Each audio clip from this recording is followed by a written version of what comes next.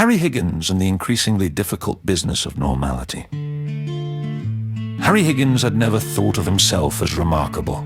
He was single, unmarried, and worked at stall and book P. Arnons in the market town of Chasbourne, Derbyshire, where the most exciting thing that usually happened was a heated disagreement over whether a comma belonged inside or outside quotation marks. Harry's domain was the dark room on the first floor, a windowless little box that smelled faintly of chemicals and damp card.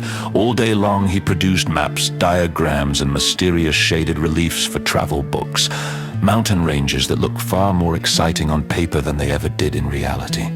He rather liked the dark room. It was quiet, predictable. Nothing unexpected ever happened there. Until Tuesday. On Tuesday, the prop model makers moved into the floor below. They were an energetic bunch with beards, scarves, and a tendency to say things like, "It needs more presence." That morning, they were constructing a model flying saucer for a television program called Britain's Unexplained, using industrial-strength glue and an alarming amount of enthusiasm. By mid-morning, a peculiar smell began to creep upward through the floorboards. Harry noticed it first when the map of northern Italy began to look judgmental. The Alps seemed to lean toward him. Milan appeared to wink. He rubbed his eyes and blamed the lighting. By lunchtime, the glue vapor had properly settled in. That was when things started happening in his life. On his walk home, Harry passed the park as usual, normally. The daffodils, they were knee-high and polite today, however. They were 6 feet tall, thick-stemmed, and arranged in a neat line like guardsmen.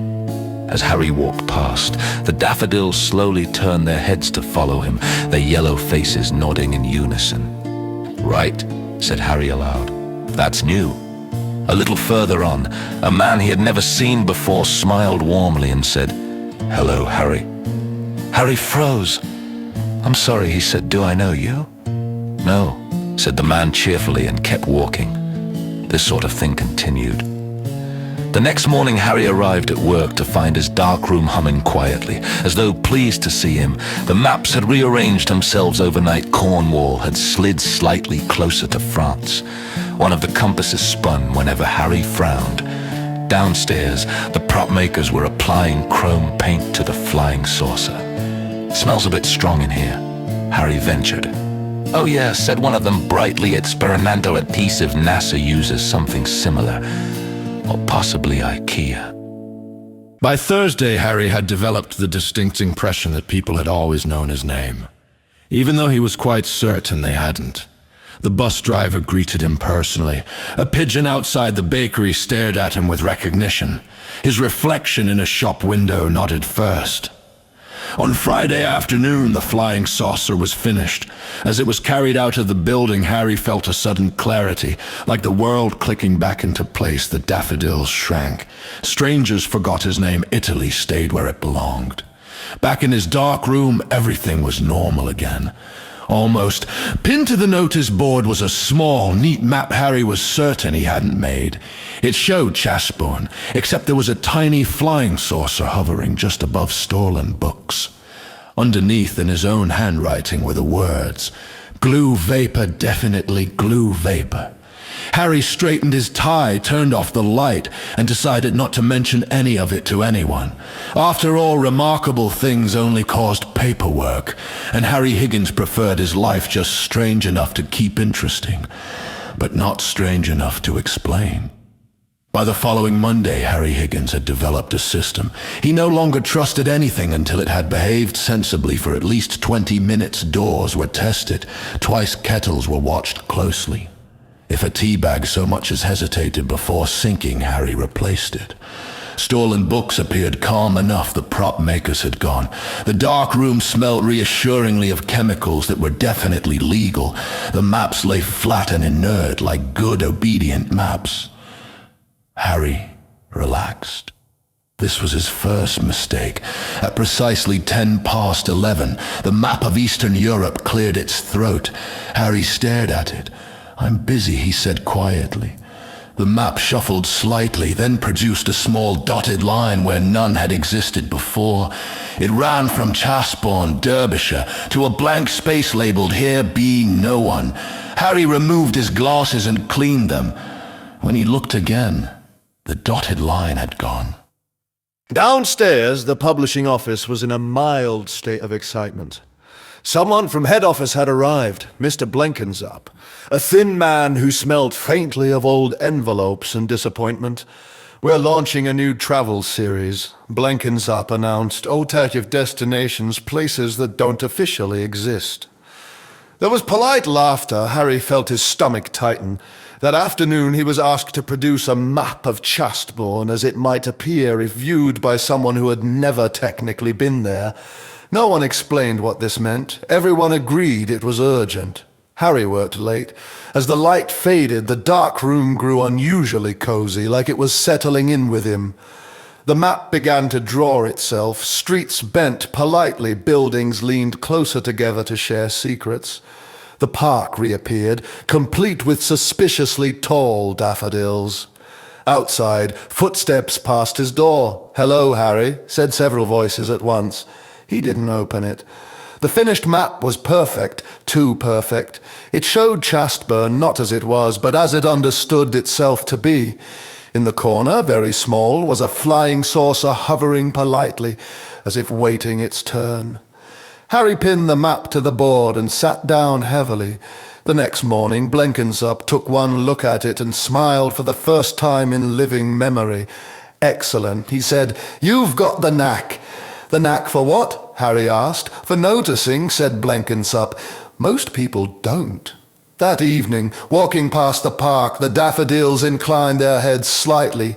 Not turning this time, just acknowledging him. Harry nodded back. One shouldn't be rude. A stranger passed him on the path. "Busy day?" the man asked. "Yes," Harry said after a pause. "Fairly." "Good," said the man. "They'll be needing you again soon." Harry walked on, hands in pockets, wondering if he should be worried. Then he remembered something important. The world, however strange, still needed maps, and someone had to make them. It began with the envelopes. They arrived without stamps, without postmarks, and without any apparent means of entry. Each morning one would be waiting on Harry's desk when he unlocked the dark room as if it had popped into existence the moment he wasn't looking. They were always addressed simply. H. Higgins upstairs. Inside was a single sheet of paper. "Please confirm whether the daffodils are still compliant." Harry stared at this for a long time. "Yes," he said eventually, aloud, to no one, for now. The following envelope thanked him for his cooperation. Downstairs, Storland Books had become quietly busy people Harry didn't recognize drifted through the corridors, nodding as though they'd seen Harry somewhere important before. They asked peculiar questions. Any trouble with scale? Still three-dimensional. Has the town attempted to redraw itself? Harry answered carefully. It hasn't tried anything since Thursday, he said, which felt accurate enough. At lunchtime, Harry sat on a bench near the park, eating a cheese sandwich and keeping an eye on the daffodils. They were perfectly normal height today, though one of them coughed discreetly when he passed. "Don't start," Harry muttered. A woman sat beside him. She wore sensible shoes and carried a clipboard that refused to cast a shadow. "You make maps," she said. "Yes. Good ones. I try not to," said Harry. She smiled. "That's exactly what we hoped you'd say." She introduced herself as Miss Calder. From Civic Adjustment, this explained nothing. "We've been watching Chastbourne for some time," she said, ticking something off her clipboard. "It's been drifting." "Drifting where?" Harry asked. Miss Calder considered this elsewhere. Back at the dark room, Harry found a new project. Weight in the paper was thick, slightly warm, and hummed faintly when touched chest-bone handle with care. Harry swallowed as he worked. The town on the page resisted him. Streets slid back into place when he corrected them. Buildings sulked. The park behaved itself with exaggerated innocence. When he finished, the humming stopped. That night, Chastbourne slept deeply. Harry noticed the difference immediately. The air felt heavier, as if the town had finally decided to sit down and stay put. The daffodils were back to knee-height. Strangers stopped greeting him by name. For the first time in weeks, Harry felt properly invisible. The next morning, there were no envelopes.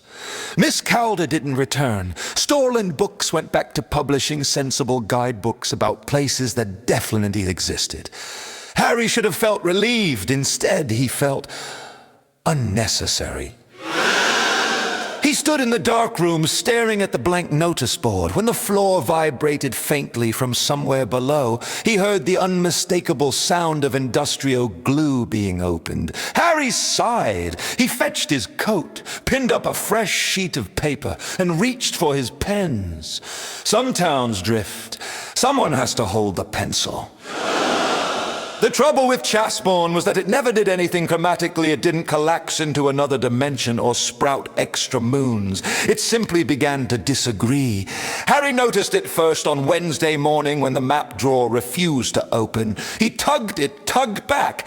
That's not how drawers work, Harry said. The drawer shuddered, then slid open a fraction, just enough to be irritating inside. The maps had rearranged themselves again. Chasbourne now appeared slightly larger than it had been on Monday.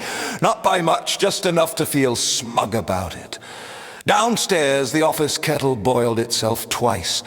By lunchtime, 3 streets had gained names no one remembered approving, including Nearly There Lane and Not This Way. Harry received another envelope. Anchor integrity is fluctuating. Is Mr. Higgins still willing? He stared at the word willing. I never volunteered, he said. The envelope waited. Yes. Harry added reluctantly, apparently. That evening, Miss Calder returned, accompanied by a man who looked as though he'd been assembled from spare librarians. The town's pushing, she said. It wants more room. Room for what? Harry asked. Miss Calder glanced at the window outside. The park shimmered faintly for itself. They walked together through Chasbourne as dusk settled. The streets leaned closer to Harry as he passed, like they were listening. Shop signs blinked messages he was fairly sure weren't meant for him, though they kept using his name. At the park, the daffodils had grown to waist height. One of them spoke. We've been very patient, it said politely. Harry pinched the bridge of his nose. I knew it. Miss Calder didn't look surprised. You see, she said, places like Chasbourne aren't supposed to notice themselves. Once they do, they start asking questions. What sort of questions? Harry asked. Why am I here? Why am I this size? Why does no one ever put me on a map properly? The daffodil cleared its throat. We would like a small festival, it said. Absolutely not. Harry replied automatically. That's how these things begin. The ground trembled just a little.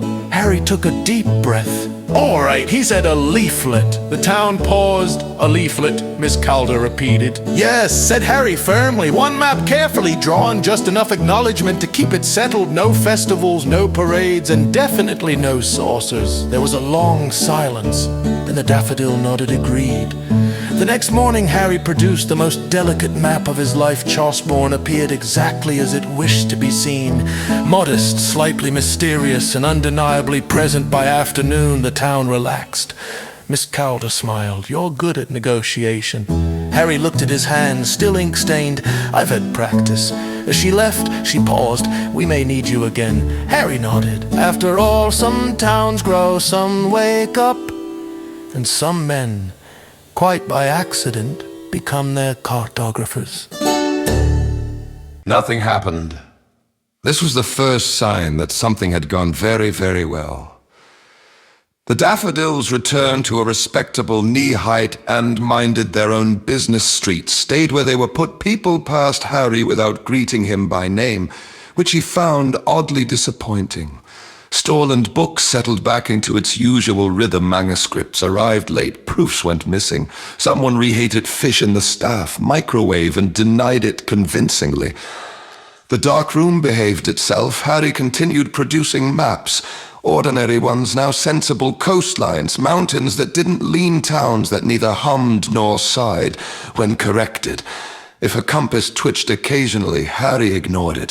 One mustn't encourage these things. Miss Calder never came back. No envelopes arrived. The flying saucer did not return, though Harry noticed that the prop makers had left behind a small circular scorch mark on the floor below, which everyone agreed had always been there. In the evenings, Harry walked past the park. The daffodils nodded politely, but did not speak. Once one of them almost did, but thought better of it. At home, Harry lived exactly as he always had. He cooked modest meals. He read travel books about places that existed. He slept soundly except on Tuesdays when he dreamed of dotted lines leading nowhere in particular. Occasionally he would catch sight of a new map in the dark room, one he was quite sure he hadn't made. It was always of Chastbourne, always correct, always finished. He filed them carefully. After all, someone had to. Years later, visitors to Chastbourne would remark on how settled it felt, how nothing much ever happened there, how everything seemed exactly where it ought to be. They would not know why. Harry Higgins did, and he was perfectly content not to explain.